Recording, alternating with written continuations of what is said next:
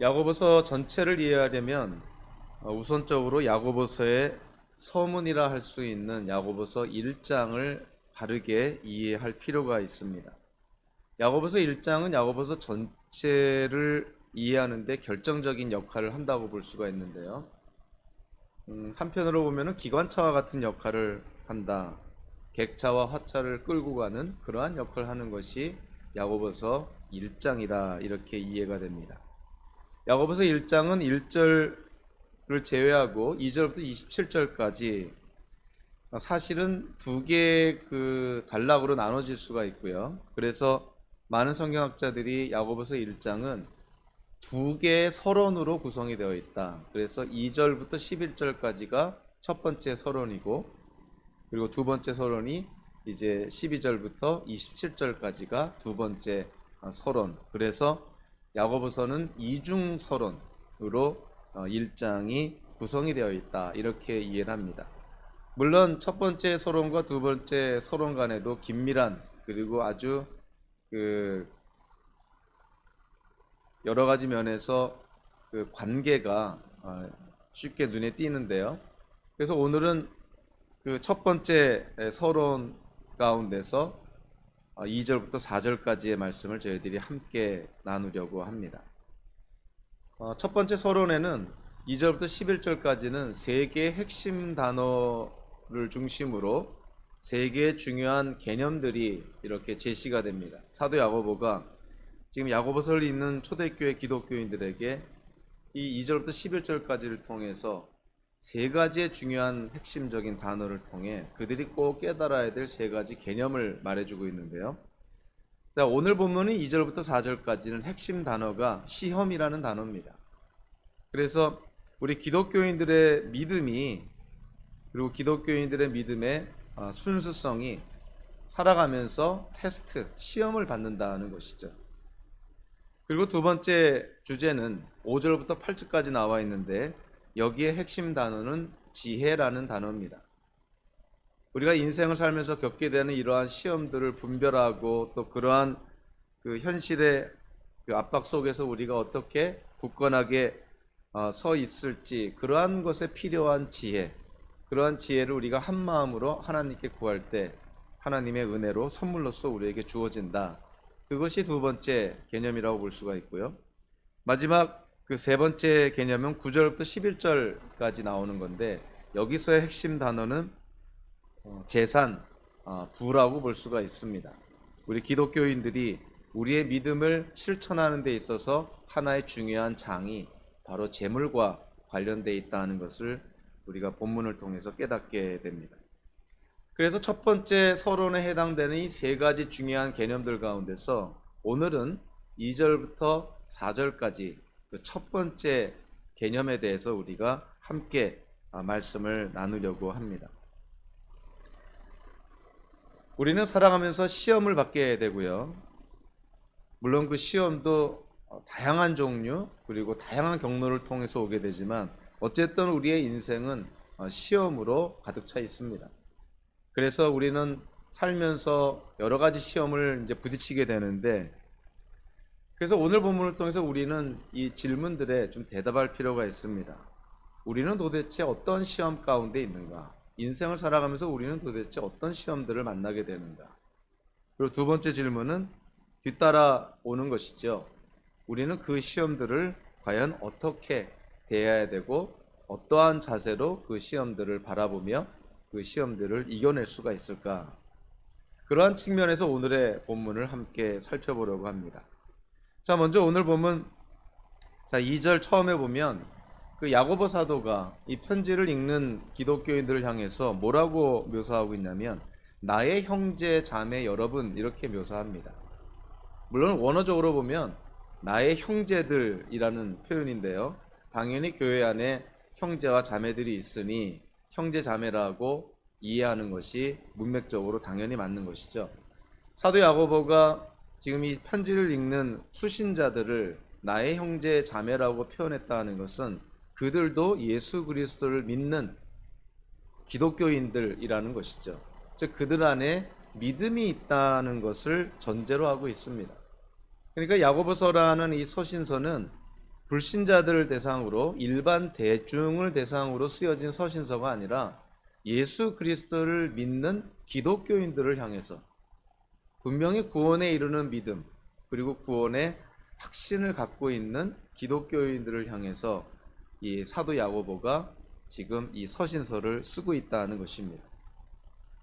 자, 이 나의 형제 자매라고 칭한 이 야고보서라는 서신서를 읽고 있는 이 초대교회 기독교인들은 그들은 지금 어떠한 현실, 어떠한 상황 속에 지금 놓여 있는가? 오늘 본문에 그것이 잘 나와 있습니다. 사실 이들뿐만이 아니라 현대를 사는 우리들도 마찬가지 상황에 놓여 있는데요. 2절 전반, 이 중반에 보니까 야고보 사도가 이렇게 묘사를 합니다. 여러 가지 시험에 빠질 때, 특별히 신약 성경의 서신서를 우리가 함께 나눌 때, 서신서는 구절구절마다 굉장히 그 중요한 어떤 신학적인, 교리적인 그러한 가르침들이 많이 압축되어 있고요. 그래서 구절구절마다 굉장히 중요한 그러한 의미를 담고 있는 구절들이 굉장히 많습니다. 그래서 오늘 본문도 비록 세 구절만 우리가 나누지만 이 세 구절 안에 정말 엄청난 중요한 그러한 진리, 가르침들이 다 담겨져 있는데요. 2절 중반부에 여러 가지 시험에 빠질 때 이 단순한 표현 아래 많은 의미가 담겨져 있습니다. 여기에 쓰여진 세 개의 중요한 단어, 여러 가지라는 의미의 단어, 그리고 시험이라는 단어, 그리고 빠지다라는 이 단어. 이 단어들이 주는 의미가 굉장히 중요합니다. 야고보가 여러 가지라고 그렇게 표현을 했을 때 사실 그 여러 가지라는 말은 다른 말로 하면 갖가지라는 말입니다. 온갖 종류라는 그런 말입니다. 그러니까 어떤 특정한 시험만을 의미하는 것이 아니라 우리가 인생을 살면서 온갖 종류의 갖가지의 여러 가지 시험들을 만나게 된다는 것이죠. 그것이 외적인 압박이나 핍박일 수도 있고 경제적인 어려움일 수도 있고 아니면은 우리 스스로가 재산을 탐하거나 그래서 시기와 질투와 다툼에 빠지는 그러한 시험일 수도 있고 어떤 때는 멀리 있는 원수로부터 당하는 시험일 수도 있고 어떤 때는 가까운 데 있는 사람들로부터 당하는 시험일 수도 있고 혹은 우리 자신의 악함 때문에 우리 자신의 죄 때문에 당하게 되는 시험들도 있습니다. 여기서 여러 가지라고 번역된 이 헬라어가 쓰여진 용도를 보면 그 의미를 좀 더 우리가 잘 파악할 수가 있는데요. 예수님께서 마태복음 4장 24절에서 그 예수님의 사역 가운데 이런 말씀을 합니다. 예수의 소문이 온 시리아에 퍼졌다. 그리하여 사람들이 갖가지 질병과 고통으로 앓는 모든 환자들, 이런 표현이 있는데 여기서 갖가지라고 번역된 단어가 바로 오늘 여러 가지라고 번역된 같은 헬라어인 것이죠. 병이 여러 종류, 여러 차원의 질병이 있는 것처럼 우리가 당하는 시험도 여러 종류, 여러 차원의 그런 시험들이 있다는 것이죠. 사도 바울은 디모데후서 3장 6절에서 또 이렇게 묘사합니다. 그들 가운데는 남의 집에 가만히 들어가서 어리석은 여자들을 유인하는 사람들이 있을 것입니다. 그런 여자들은 여러 가지 정욕에 이끌려 죄에 짓눌려 있고, 여러 가지 정욕, 여기서 여러 가지가 바로 오늘 본문에 나오는 같은 헬라어인 것이죠. 사람이 갖는 그러한 정욕, 죄악된 어떤 그런 욕구들, 거기에는 어마무시하게 많은 종류, 다양한 그런 종류가 있다. 그렇게 이해가 됩니다. 사도 베드로도 베드로전서 4장 10절에서 각 사람은 은사를 받은 대로 하나님의 여러 가지 은혜를 맡은 선한 관리인으로 서로 봉사하십시오.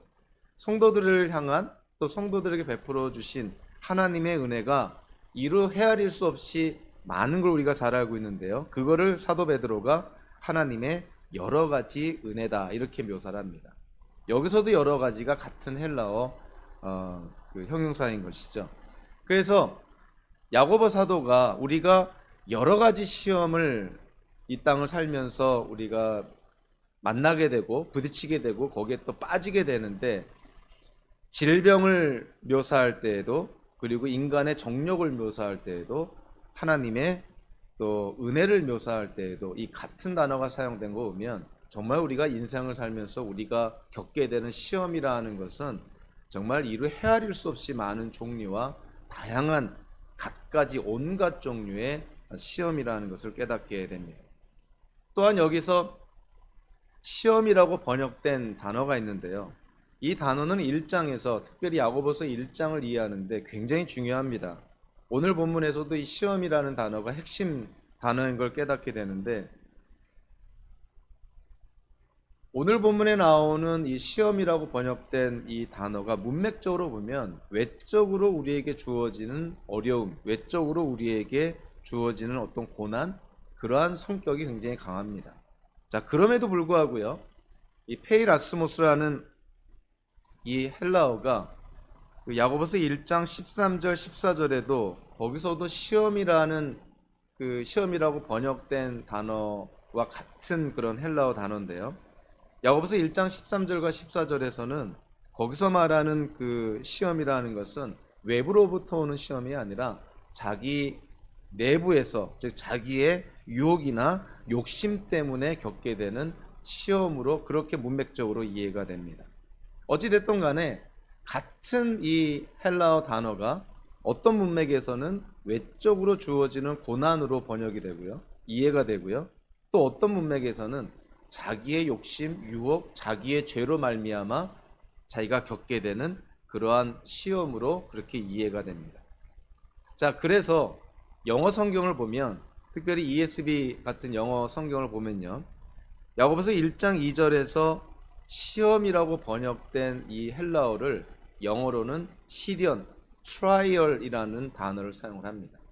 그런 반면에 야고보서 1장 13절과 14절에서의 시험은요, 당연히 문맥적으로 이해를 했을 때 영어 성경에서는 temptation이라고 번역을 하는 것이죠.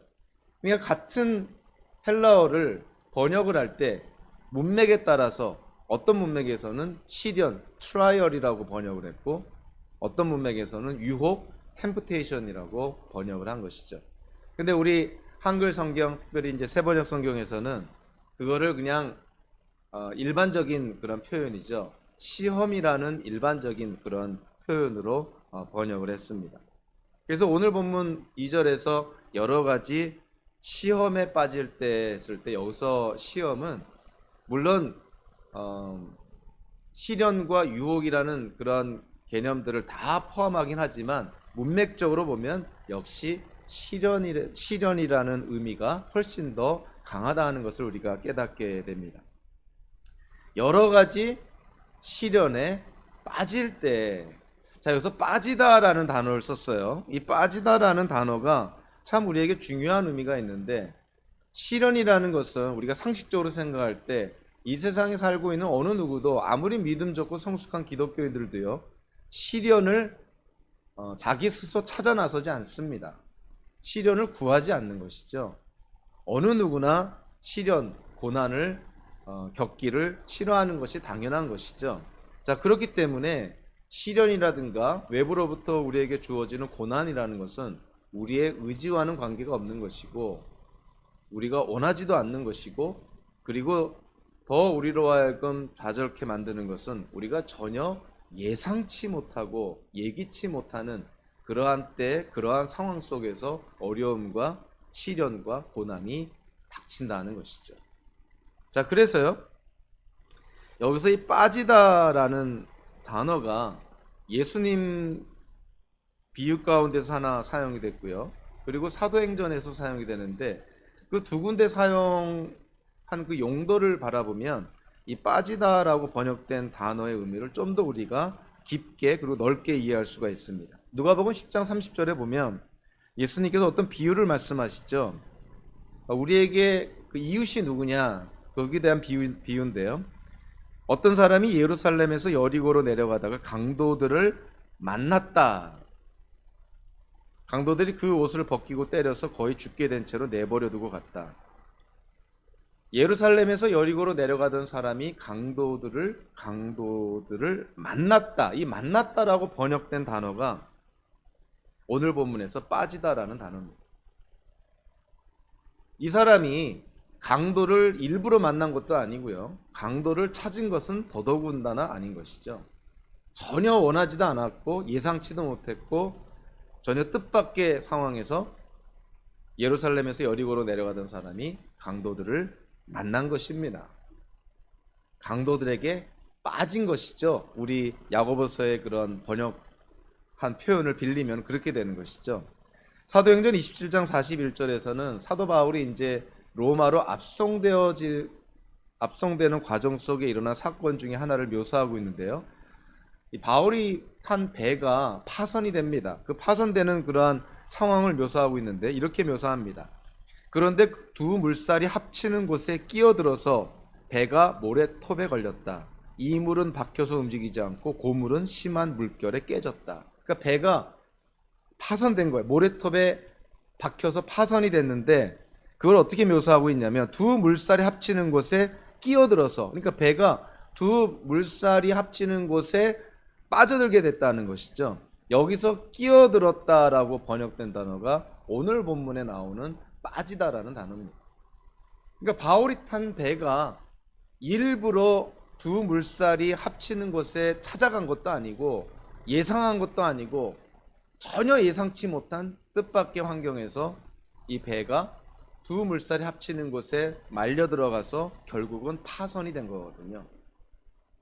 그러니까 오늘 본문을 우리가 이해할 때 사도 야고보가 여러분들이 여러 가지 시험에 빠질 때 어떻게 우리가 현실을 이해합니까? 우리가 살면서 부딪히는 여러 가지 어려움과 시련, 고난 전혀 우리가 원하지도 않은 것이고 예상하지도 못했던 것이고 뜻밖의 장소에서 뜻밖의 환경에서 우리에게 들이닥친 거라는 것이에요. 그것이 현실이라는 것입니다. 그러니까 사도 야고보가 지금 초대교회 기독교인들에게 또 현대를 사는 우리에게 그렇게 외치는 거예요. 우리가 살면서 시련을 겪고 고난을 겪고 어려움을 겪는 것, 그게 인생이다라고 얘기합니다. 어려움과 고난과 시련을 겪는 것이, 그것이 어찌 보면 정상적인 인생의 모습이다 이렇게 말하고 있는 것이죠. 그러니까 놀랄 일이 아니다라는 거예요. 그러니까 사도 야고보가 지금 초대교회 기독교인들, 특히 야고보서를 보면 초대교회 기독교인들이 물질적으로도 어려움을 당했고 또 영적으로도 많이 궁핍해 있는 상태고 로마 정부로부터 이런저런 모양으로 핍박을 받고 있는 그러한 상태다 보니까 이들의 그 생각 속에서 기독교인들의 인생이 너무나 힘들다 이렇게 생각할 수 있다는 거예요. 사도 야고보는 그렇지 않다는 거예요. 기독교인들뿐만이 아니고 모든 사람의 인생이 그렇다는 것입니다. 우리가 살고 있는 이 인생이 바로 고난의 연속이고 시련의 연속이라는 거예요. 야고보 사도가 아주 단순하게 표현하는 것이죠. 여러분들이 여러 가지 시험에 빠질 때 당연하다는 거예요. 놀랄 일이 아니다. 자, 그럴 때 우리는 이 시련과 고난을 어떻게 대해야 될까요? 사도 야고보가 결론을 먼저 얘기를 합니다. 아주 충격적인 결론을 얘기하고 있죠. 그것이 2절 후반부에 나옵니다. 자, 그것을 더할 나위 없는 기쁨으로 생각하십시오. 물론 우리가 이 부분을 헬라어 성경을 번역을 할 때 좀 원문에 좀 충실하게 우리가 좀 이해할 필요가 있습니다. 더할 나위 없는 기쁨, 우리가 시련을 당하고 고난을 당하고 어려움을 당할 때 그거를 더할 나위 없는 기쁨으로 여겨라. 그래서 이 더할 나위 없는 기쁨이 이게 어떻게 오해가 될 수 있냐면 이 더할 나위 없는 기쁨이라는 것은 부족한 것이 없는, 그러니까 억지로라도 감사하며 기뻐하라고 요구하는 것처럼 들릴 수가 있는데요.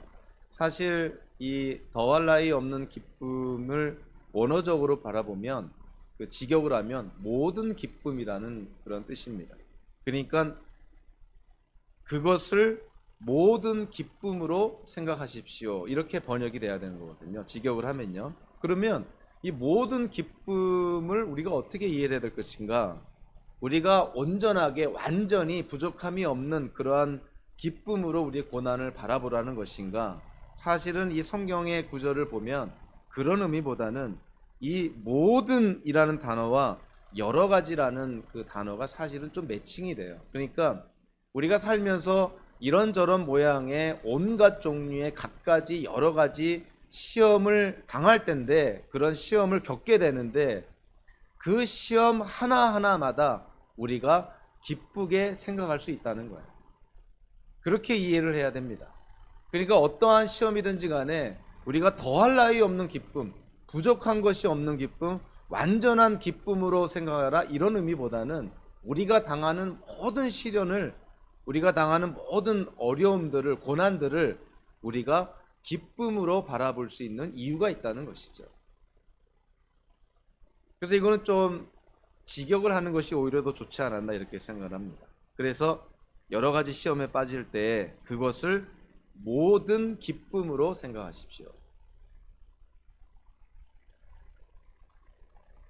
사도 야고보는 지금 이 당시 물질적으로 궁핍해 있고 로마 정부의 그런 핍박을 받고 있고, 또 로마 정부뿐만이 아니라 유대인들로부터도 이런저런 모양으로 핍박을 받다.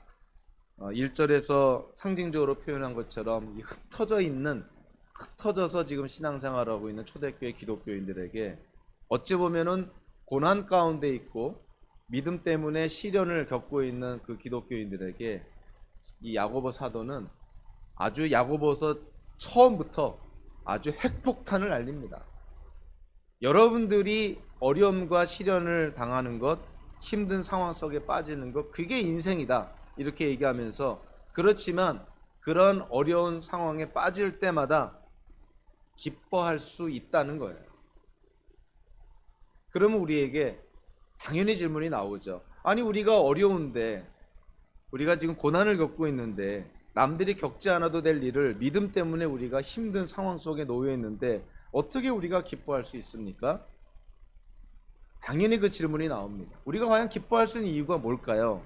거기에 대해서 사도 야고보가 3절 4절에서 세 가지로 그 기뻐할 수 있는 이유를 제시를 합니다.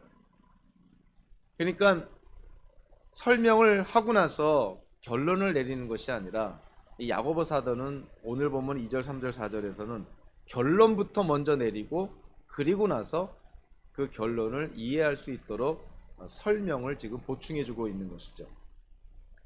자, 3절에 보면 이게 이제 그 헬라어 성경이나 영어 성경과 우리 그 한글 성경이 이 문장 구조가 다르기 때문에 그래서 좀 이 단어의 순서가 좀 뒤바뀌어 있는데요. 사실 그 헬라어 성경이나 영어 성경을 보면 3절 후반부에 나와 있는 알고 있습니다라는 이 표현이 사실은 제일 먼저 등장해요. 자, 여러 가지 시험에 빠질 때 여러분들은 그것을 모든 기쁨으로 여기십시오. 왜냐하면 이와 같은 것들을 여러분들이 알고 있기 때문입니다. 이렇게 시작을 합니다. 그러니까 3절 마지막에 알고 있다라는 것이 기뻐할 수 있는 이유라는 거예요. 다르게 말하면 우리가 어려움 가운데서도 기뻐할 수 있는 것은 이와 같은 사실을 알고 있기 때문에 우리는 기뻐한다. 그거를 좀 더 권면하는 측면에서, 강권하는 측면에서 이 얘기를 하면, 우리가 어려움 중에도 기뻐할 수 있으려면 3절 4절에 나와 있는 내용들을 알아야 된다는 거예요.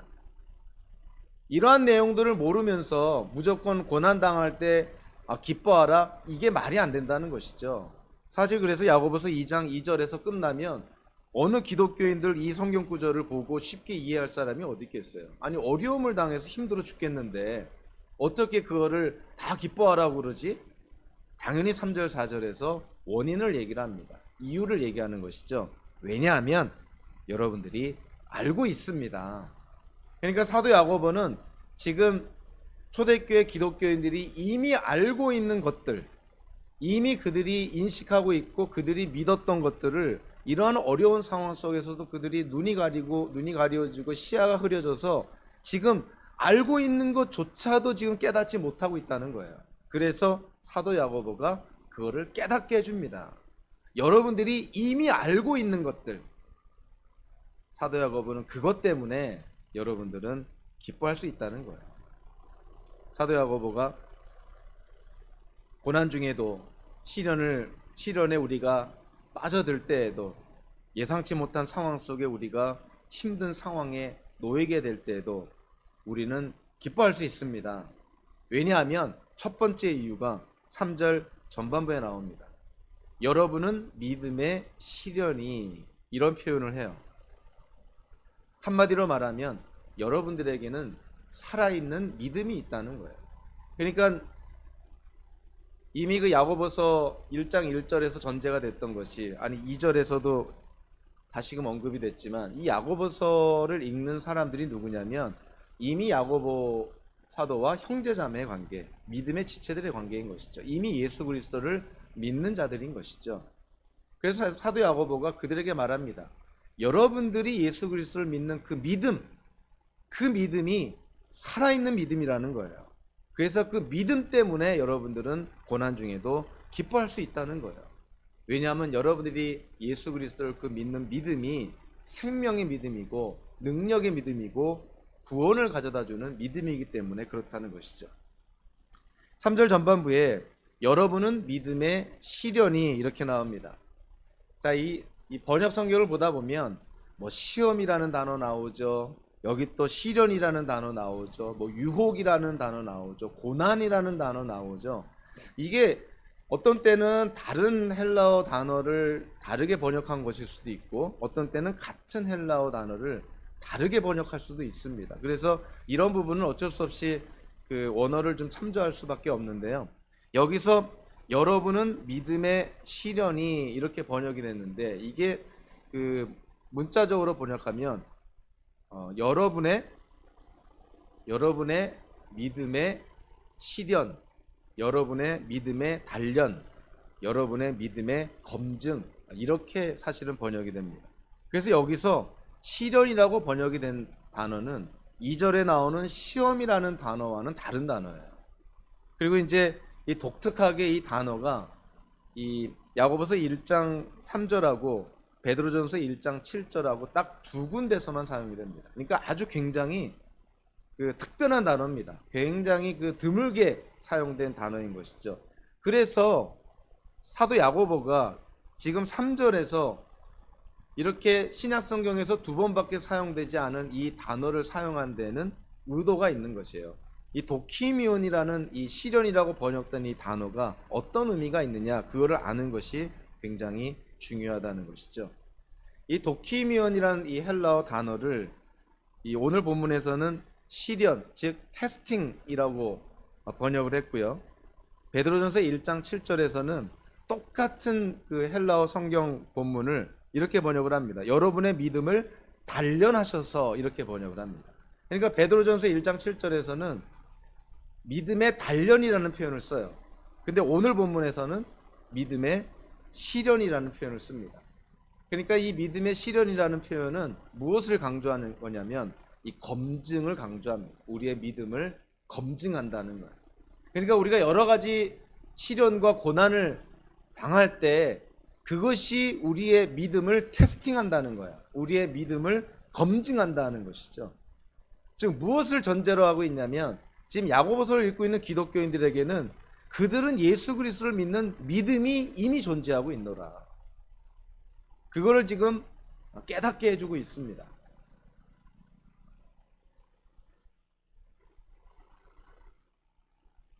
여러분의 믿음의 시련이, 여러분의 믿음의 단련이, 여러분의 믿음의 검증이, 이런 것입니다. 그러니까 우리가 여러 가지 시련을 당할 때 그것은 우리의 믿음을 지금 테스팅하고 있다. 즉 우리의 믿음을 검증하고 있다. 베드로전서 1장 7절에 사용된 용도에 따르면은 우리의 믿음을 지금 단련하고 있다, 이런 것입니다. 그러니까 시련이라는 것이 그냥 우리를 소모시키고 그냥 우리에게 무가치한 것이 아니라 우리의 믿음을 지금 테스팅하고 있고, 우리의 믿음을 지금 검증하고 있고, 우리의 믿음을 지금 단련시키고 있다, 이렇게 묘사하고 있습니다. 그러니까 시련에 우리가 빠질 때, 어려운 상황을 대할 때 우리 기독교인으로 그러면 어떠한 자세로 그거를 바라봐야 될 것인가? 시험이 닥치면, 어려움이 닥치면 사람들은 제각기의 반응을 보이죠. 비록 교회를 다닌다고 하지만 만약에 어떤 어려운 상황 속에 놓이게 되면, 생각지도 않은 그런 고난을 당하게 되면 거기에 대한 반응은 신앙인들도 제각각입니다. 여기서 우리는 두 가지로 분명히 나눠질 수 있는 것이, 믿는 사람이 보이는 반응이 있고 믿지 않는 불신자가 보이는 반응은 분명히 다르다는 것이죠. 물론 처음에는 대체적으로 비슷합니다. 우리 믿는 사람들도 생각지도 않은 고난에 빠지게 되면 한숨도 나오고 원망도 나오고 하나님께 원망하기도 하고 막 좌절감에 빠지고 정말 바닥을 치는 그러한 그 느낌이나 그러한 경험, 우리 믿는 자들도 마찬가지인 것이죠. 불신자들도 마찬가지입니다. 자, 그런데 믿는 자들은 그러한 상황 속에서도 놀랍게 반전을 일으킨다는 것이죠. 처음에는 하나님이 원망이 되고 자기의 삶을 바라보면서 좌절하고 정말 바닥을 치는 그러한 어떤 그런 느낌을 갖더라도, 그러한 상황 속에서 하나님 안에서 또 소망을 찾게 되고 또 하나님 안에서 그 상황을 이겨낸다는 것이죠. 자, 그리고 시련과 고난을 당하기 전까지는 우리가 고백했던 믿음, 그냥 우리가 입술로만 고백했던 믿음이 그러한 시련과 고난을 통해서 정말 우리가 예수 그리스도를 믿는다는 그 신앙의 고백, 즉 우리가 갖고 있는 그 믿음이라는 것이 정말 이 세상의 그 어떤 것보다도 우리가 가장 믿을 만한 것이 바로 예수님께 대한 신앙 고백이구나, 그거를 시련과 고난을 통해서 깨닫게 된다는 것이죠. 저도 살아오면서 주변에 아주 힘든 상황을 겪는 그런 믿음의 지체들을 이렇게 목격한 적이 있는데요. 그런 생각을 안 할 수가 없습니다. 제가 만약에 저 믿음의 지체가 겪고 있는 저러한 어려운 상황 속에 놓인다면 과연 나는 그 상황을 극복하고 이겨낼 수 있을까? 그런 질문을 안 할 수가 없죠. 놀라운 것은 제가 보기에도 참 대처하고 이겨내고 견디기 힘든 그러한 상황이지만, 그 기독교인들이, 그 믿음의 지체들이 그 상황에서 아주 훌륭하게 신앙적으로 믿음으로 견디는 것을 보게 됩니다. 저는 아직도 그러한 상황을 겪지 않았으니 그들이 어떻게 그것을 견디는지는 알 수 없지만, 분명한 것은 하나님께서 그들로 하여금 그러한 어려운 상황 속에서도 믿음을 지키고 하나님께 대한 그러한 믿음과 신뢰로 그 상황을 이겨나게 한다는 것이죠. 외부 사람이 볼 때에는 어떻게 저런 상황을 이겨낼 수 있을까 고개를 갸우뚱하지만, 정작 당사자는 하나님으로부터 오는 그 은혜와 하나님의 선하심 때문에 우리가 알 수 없는 그 하나님의 은혜를 경험하면서 그 어려운 상황을 이겨난다는 것이에요. 그래서 한편으로 보면 저와 여러분들이 그런 상상은 미리 할 필요는 없을 것 같아요. 우리가 만약에 그런 어떤 그 극단적이고 비극적인 어떤 상황에 우리가 놓이게 된다면 우리는 과연 믿음을 지킬 수 있을까? 정말 초대교회의 그 순교자들이 처했던 상황, 즉 순교의 그런 위협과 그런 순교의 협박 아래 놓여 있을 때 우리는 과연 예수 그리스도에 대한 믿음을 지킬 수 있을까? 이렇게 지금 미리 고민할 필요가 없다는 것이에요. 만약에 우리가 그러한 상황에 놓이게 된다면, 만약에 우리가 그러한 절대절명의 그런 상황 속에 놓이게 된다면, 결과는 알 수 없지만 분명한 것은 하나님께서 그러한 상황 속에서도 우리가 그 고난을 견디고 이겨내고 믿음과 신앙을 지킬 수 있는 힘과 능력, 분명히 하나님께서 허락해 주신다는 것이죠. 그래서 저와 여러분들이 지금 우리의 생각으로는 나는 만약에 그런 상황이라면 정말 자신이 없어 이럴지 모르지만, 막상 그 상황이 닥치면 하나님께서 분명히 우리에게 필요한 힘과 능력을 주실 거라고 저는 확신을 합니다. 자, 그래서요, 미국에서 9/11 사태가 터졌을 때 수많은 사람들이 죽었을 때 그 가운데는 수많은 믿음 좋은 신앙인들도 죽임을 당했죠. 그 9/11 사태 때 두 가지 현상이 일어났습니다. 교회를 다니던 사람들 가운데서 적지 않은 사람들이 그들의 믿음이 뿌리째 흔들려 버렸죠. 도대체 하나님이 계시긴 하는 것인가? 하나님이 어디 계신가? 그래서 교회를 떠난 사람도 많습니다. 근데 놀라운 것은 교회를 떠난 사람보다 오히려 그 사건 때문에 교회로 모인 사람들이 더 많았다는 거예요. 같은 비극적인 사건을 두고 어떤 사람은 신앙의 회의를 느껴서 교회를, 신앙을 떠난 사람이 있는 반면에 어떤 사람은 똑같은 비극적인 그런 애통할 수밖에 없는 그런 상황 속에서 교회로 나와 하나님께 나아오는 자들이 있다는 거예요. 어떻게 해서 그들의 반응이 다를까? 정말 그거는 우리는 알 수 없죠. 하나님께서 구원에 이르는 믿음을 주신 자들은 그러한 상황 속에서도 하나님께 나아옵니다. 그러나 예수를 잘 믿는 것 같고 누가 보기에도 신앙생활 잘하는 것 같지만 막상 그러한 어려움이 터졌을 때 어찌 보면 신앙의 본질이 드러나고요, 신앙의 뿌리가 드러나는 것이죠. 그래서 어떤 사람은 고난 가운데 신앙을 저버리는 그런 일들도 생겨나는 것이죠. 제가 가끔 쓰는 예이긴 하지만 구한 말에 한국에 와서 선교 사역을 했던, 그래서 대한제국 멸망사를 쓴 헐버트 선교사님은 한국인에 대해서 이런 평가를 그 책에서 하고 있습니다.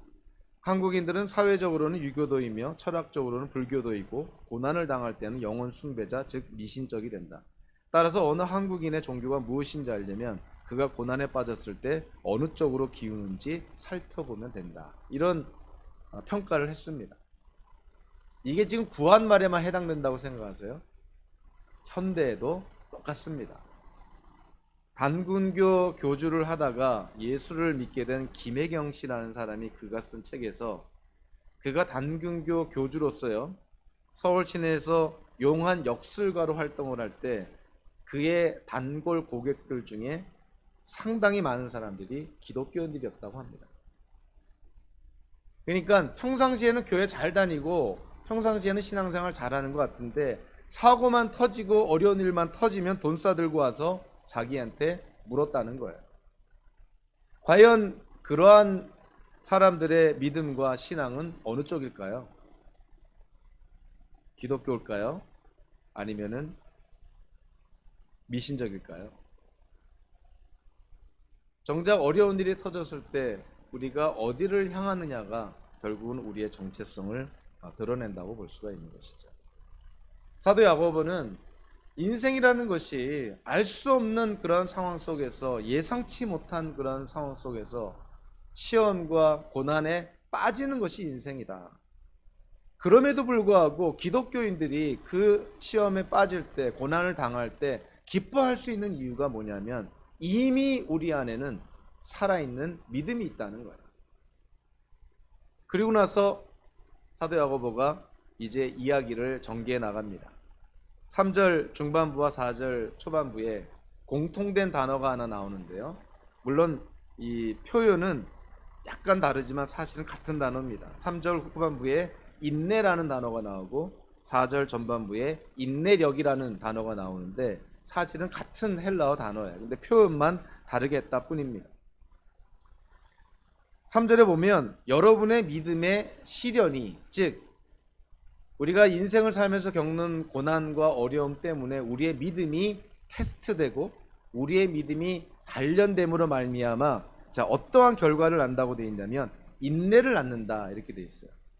다르게 말하면 우리가 인생 속에서 시련과 고난과 어려운 상황을 겪지 않는다면 이러한 인내와 같은, 참으로 기독교인들에게 필요한 이러한 성품인 인내와 같은 이러한 성품을 우리가 가지게 되지 못할 거라는 것이죠. 그러니까 시련을 당할 때 그 시련으로 우리가 믿음으로 그 시련을 잘 견디면 시련 때문에 우리에게 인내라는 성품을 갖게 된다. 사실 인내라고 번역을 했지만 사실 이 단어는 여러 가지 의미가 있습니다. 예를 들면 꿋꿋하다, 이런 의미가 있고 불굴의 의지 이런 의미가 있고요. 확고부동함 이런 의미가 있습니다.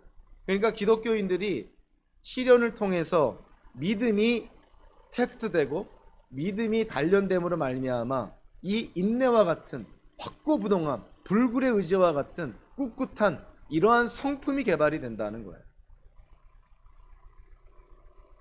자, 그러면서 그 4절에서 이어집니다. 여러분은 인내력을 충분히 발휘하여 이렇게 번역을 했습니다. 자, 그런데 이 번역은 사실은 좀 그 문제성이 있는 것이 여기서 여러분은 인내력을 충분히 발휘하여 그러면은 그 인내를 발휘하고 인내를 완전하게 그 발휘하는 그 주체가 누구라고 되어 있냐면 우리라고 되어 있죠. 그러니까 우리가 인내해야 된다. 더 나아가서 4절 후반부에 어떻게까지 번역이 됐냐면 그렇게 함으로 말미암아 우리가 조금도 부족함이 없이 완전하고 성숙한 사람이 되어야 한다. 이렇게 지금 번역을 했습니다. 사실 4절만 보면 이게 기뻐할 수 있는 이유인가라는 생각이 듭니다. 우리가 최선을 다해서 인내하여서 사람 앞에 그리고 하나님 앞에 우리가 조금도 부족함이 없는 완전하고 성숙한 사람이 되어야 한다면 어느 누가 이 성경 구절을 보고 기뻐할 수 있겠어요? 어느 누가 이 성경 구절을 보고 우리가 자신 있게 얘기할 수 있습니까? 내가 최선을 다해서 인내하면 고난 가운데 내가 최선을 다해서 인내하면 하나님 앞에 내가 조금도 부족함이 없는 완전한 사람이 될 수 있다. 그렇게 되어야 된다. 얘기할 수 있는 사람이 누가 있습니까? 사실 이 4절의 번역은 사실은 본문의 그 헬라어 성경 그 원문에 비추어서 좀 벗어나 있다 볼 수가 있어요. 사실 4절 전반부에 여러분은 인내력을 충분히 발휘하여라고 번역을 했는데 원어를 직역을 하면 인내로 하여금 완전히 또는 충분히 일하도록 해라 이런 성경 구절입니다. 그러니까 여러분들이 인내하라는 말이 아니라 주체가 누구냐면 인내예요. 인내 그 자체가 충분히 끝까지 완전하게 역사하도록 해라. 그러면 여러분들은 부족함이 없고 구비한 조금도 부족함이 없는 완전한 사람이 될 거다. 이렇게 얘기를 합니다. 그러니까 4절에서 인내하는 주체가 여러분이라기보다도 사실은 인내 그 자체라는 거예요. 다르게 말하면 우리에게 믿음을 주신 분도 하나님이시고 믿음을 통해서 어려움 가운데 인내하게 하시는 분도 하나님이시고 그래서 결국 하나님 때문에 그 인내의 결과로 4절 후반부에 나오는 결과론적으로 우리가 하나님 앞에 완전하게 된다는 것이 그것이 3절 4절의 내용입니다. 그러니까 주체가 우리가 아니에요.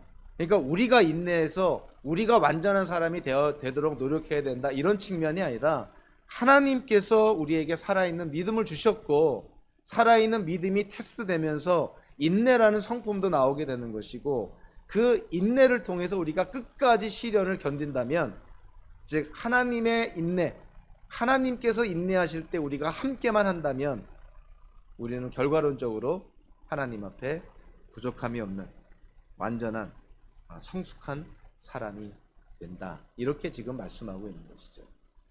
그러니까 결국 이 야고보 사도가 우리가 어려움 가운데서도 기뻐할 수 있는 이유가 뭡니까?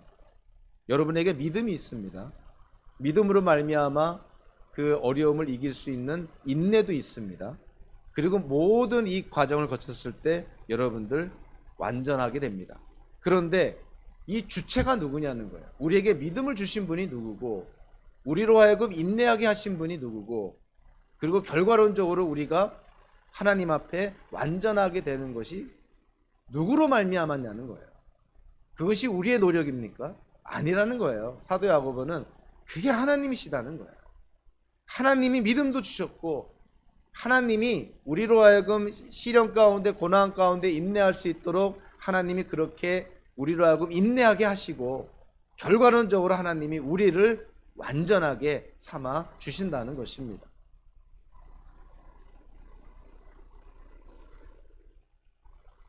(4절) 후반부에 결과론적으로 우리가 조금도 부족함이 없이 완전하고 성숙한 사람이 된다. 사실은 하나의 상태를 삼중적으로 묘사한 것이죠. 완전하다, 그리고 성숙하다 하는 것은 구비를 갖춘다, 모든 필요한 부분들을 다 갖춘다는 의미입니다. 당연히 조금도 부족함이 없다, 같은 뜻인 것이죠. 그러니까 하나의 상태를 삼중적으로 묘사했어요. 그러니까 완전한 상태라는 거예요. 그래서 제가 3절과 4절을 보면서 그런 지혜를 갖게 됩니다. 하나님께서 우리에게 믿음을 주셨다. 우리가 살아있는 믿음 때문에, 예수 그리스도를 믿는 그 믿음 때문에 우리가 어려운 중에도 기뻐할 수 있다. 그럼 우리가 믿음으로 말미암아 우리가 누리게 되는 것이 성경의 가르침대로 하면 뭡니까? 우리가 의롭게 되는 거예요. 믿음으로 우리가 의롭게 된다. 칭의라는 것이죠. 자, 그리고 나서요. 자, 의롭게 된 자가 그 어려움을 당할 때 그가 선물로 받은 하나님이 주신 믿음이 테스트됨으로 말미암아 끝까지 인내하는 거, 그게 성도의 견인인데요. 끝까지 인내하는 거. 자, 그 끝까지 인내하는 것이 사실은 우리가 인내한다기보다도 하나님이 우리로 하여금 인내할 수 있도록 하나님이 이끌어 주시는 거거든요. 그것이 바로 성화라는 것입니다. 그러니까 믿음으로 우리가 의롭게 됐고, 하나님이 그 믿음의 결과로 나오는 인내를 갖고 우리로 하여금 끝까지 견디게 하는 것, 그것이 바로 성화인 것이죠. 자, 그랬을 때 4절 후반부에 조금도 부족함이 없이 완전하고 성숙한 사람이 된다. 이게 다름 아닌 영화 아닙니까? 하나님 앞에 우리가 완전하게 됩니다. 그러니까 지금 사도 야고보는 물론 표현이 다르고 묘사가 다르긴 하지만, 단어들도 다르게 사용했지만 사실은 의미적으로는 일맥상통하는 것이죠. 믿음으로 우리가 의롭게 되는 것이고, 우리가 거룩하게 되기, 거룩함을 추구하는, 즉 어려운 중에도 인내하고 끝까지 견디는 것이 그것 또한 하나님의 역사고, 결과론적으로 하나님 앞에 우리가 완전하게 되는 것, 그것 하나님의 역사로 말미암은 영화라는 거예요. 그러니까 칭의, 성화, 영화, 구원의 모든 과정이 다 하나님의 역사라는 것이죠. 그러니까 한마디로 말하면 지금 사도 야고보가 고난 중에 여러분들이 놓여 있을 때, 인생을 살면서 여러분들이 힘든 일을 당했을 때 그래도 우리는 기뻐할 수 있습니다. 왜냐하면 구원의 시작과 구원의 과정과 구원의 결과가 다 하나님 손에 있지 않느냐. 그리고 여러분들은 이미 예수 그리스도를 믿음으로 말미암아 그 구원의 여정 속에 이미 들어간 자들이 아니냐. 하나님이 시작하셨으니 하나님이 끝을 맺는 것이죠. 그래서 사도 바울이 빌립보서 1장 6절에서 너무나 잘 알려진 말씀하고 있지 않습니까? 선한 일을 여러분 가운데서 시작하신 분께서 그리스도 예수의 날까지 그 일을 완성하시리라고 나는 확신합니다. 하나님이 우리를 구원의 여정 속에 들어가게 하셨다면, 믿음으로 우리가 구원의 여정 속에 들어가게 하셨다면 성화의 과정을 통해서, 즉 인내하는 것이죠. 견인하는 것이죠. 성화의 과정을 통해서 영화의 단계까지 가도록 하나님이 이루신다는 거예요. 우리 보고 이루라는 것이 아니라, 즉 세번역의 번역처럼 우리가 인내를 발휘해서 성숙하고 완전한 사람이 되는 것이 아니라 하나님께서 우리로 하여금 인내하게 만들고 하나님께서 우리를 결국은 완전하게 만들어 주신다는 거예요. 그러한 구원의 여정 속에 우리가 지금 들어있다는 것입니다. 우리는 그 구원의 여정을 지금 걸어가고 있다는 것이죠. 그런 구원의 여정 속에 우리는 인생을 살면서 어려움도 겪게 되고 시련도 겪게 되고 고난도 겪게 된다는 거예요. 그래서 사도 야고보가 언뜻 보면 정신 나간 사람처럼 들리는 말을 하는 것이죠. 고난 받을 때, 시험 당할 때, 그리고 시험에 빠질 때, 시험을 만났을 때 기뻐해라. 왜냐하면 기독교인들은 기뻐할 수 있다는 거예요.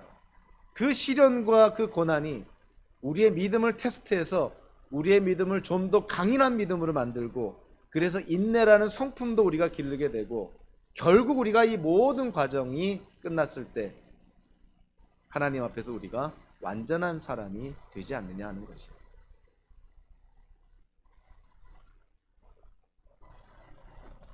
하나님께서 우리를 붙들어 주시니 하나님의 능력으로 우리가 어려움 가운데서도 인내하게 하시니 우리는 하나님께서 우리로 하여금 인내하시게 하는 그러한 상황 속에 우리는 하나님께 붙어 있기만 하면 되는 것이죠. 자, 그것을 예수님께서 우리가 잘 아는 그 포도나무에 비유를 합니다. 그 요한복음 15장 5절에서 예수님께서 이런 유명한 말씀을 하잖아요. 나는 포도나무요, 너희는 가지다. 사람이 내 안에 머물러 있으면, 그리고 내가 그 안에 머물러 있으면 그는 많은 열매를 맺는다. 너희는 나를 떠나서는 아무것도 할 수 없다. 자, 우리가 가지라는 것이에요. 가지가 스스로 열매를 맺지 못한다는 것이죠. 가지는 나무에 붙어 있기만 하면 된다는 거예요. 나무에 붙어 있으면 나무로부터 영양분이 와서 나무로 말미암아 가지에 열매를 맺게 한다는 것이죠. 오늘 본문도 마찬가지인 것입니다. 고난 가운데 우리가 놓여 있다면, 우리에게 살아있는 믿음이 있다면, 그리고 믿음이 검증이 되고 연단이 되어서 인내라는 것을 만들게 되고 낳게 되고, 하나님이 우리로 하여금 그 고난과 시련을 인내하게 해서 결국에 가서는, 종말에 가서는, 결국 종말론적인 완벽주의라고 볼 수가 있는데요, 예수님께서 이 땅에 다시 오실 때 우리는 하나님 앞에 부족함이 없는 잘 구비된 완전한 사람이 된다는 것입니다. 이러한 성경의 진리를 우리가 알고 있으니, 이러한 사실 때문에, 이러한 진리를 우리가 알고 있기 때문에 우리는 시련을 당해도 기뻐할 수 있다는 것이에요. 결론적으로 저와 여러분들이 살면서 생각지도 않은, 예상치 못한 뜻밖의 장소에서, 뜻밖의 환경에서 정말 상상을 초월하는 그런 어려운 일, 힘든 일을 당하게 될 때, 우리가 그 시험 가운데서 자유를 누리고 그 시험을 이겨낼 수 있는 능력을 얻는 길은 과연 무엇일까? 한마디로 얘기하면 세상의 관점이나 우리의 관점을 버리고 하나님의 관점을 깨닫는 데 있습니다. 그러니까 우리에게 일어나는 일들을 우리의 관점으로 바라보는 것이 아니라, 세상의 관점으로 바라보는 것이 아니라 하나님의 관점으로 바라본다면, 우리 안에 계획하신 하나님의 그 선하신 뜻과 계획이 결국은 이루어질 것이기 때문에, 하나님의 관점 안에서 우리가 당하는 고난과 시련도, 어려움도 우리는 하나님의 관점 안에서 기뻐할 수 있다는 것이죠. 결국 사도 바울이 로마서 8장 28절 30절까지 이렇게 얘기를 하죠. 모든 일을 합력하여 선을 이루신다. 하나님께서 기독교인들의 삶 속에 일어나는 모든 일을 합력하여서 선을 이루시는 이유가 뭐냐면요, 단지 선을 이루기 위한 것이 아니라 로마서 8장 30절에 뭐라고 말씀하고 있냐면, 우리가 모든 기독교인들이 예수 그리스도의 형상을 닮게 하기 위해서 이 모든 일들을 합력하여 선을 이루신다는 거예요.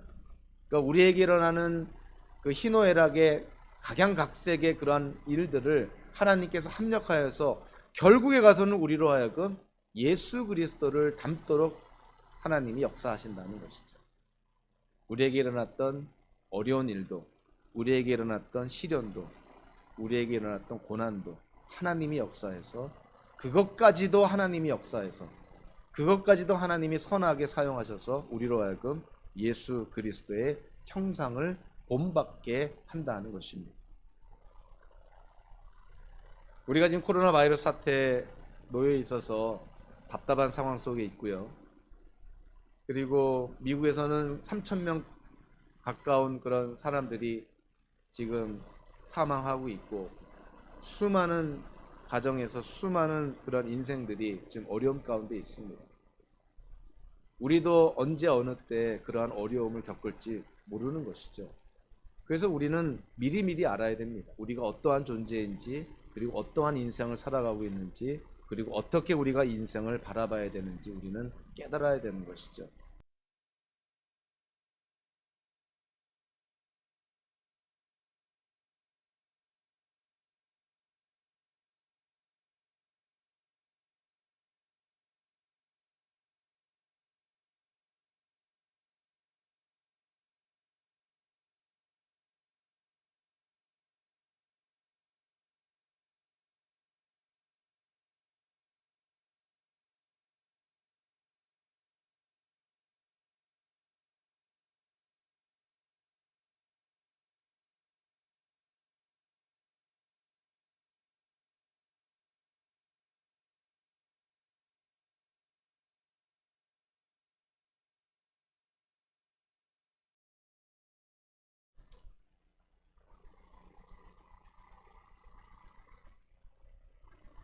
한 걸음 한 걸음 구원의 여정을 지금 밟아가고 있고요. 좋을 때나 어려울 때나 희노애락 그 어떤 상황 속에서도 하나님은 우리로 하여금 인내하게 하시고 결국 하나님께서 목표하신 결국 하나님의 형상을 회복하고 예수 그리스도의 형상을 담는 정말 하나님 안에서 완전하고 조금도 부족함이 없는 사람으로 우리를 하나님이 이끌어가고 계십니다. 그러한 진리를 우리가 깨달으면서 우리가 이 땅을 살 때, 그래서 하나님의 관점으로 우리에게 일어나는 일들을 바라볼 때 우리는 견딜 수 있고 이겨낼 수 있고 더 나아가 결과론적으로 우리에게 일어날 유익 때문에 우리는 기뻐할 수 있다는 것입니다. 저와 여러분들의 삶 속에서 시험의 한복판에서도조차 하나님의 관점이 나의 관점이 되어서 어떠한 상황 속에서도 우리가 좌절하고 낙심하지 않고 하나님 안에서 다시 힘을 내서 그 자리를 박차고 일어나 결국 하나님의 목표하신 데까지 끝까지 완주하는 저와 여러분들의 인생 되시기를 주님의 이름으로 축원합니다. 기도하겠습니다. 고마우신 하나님,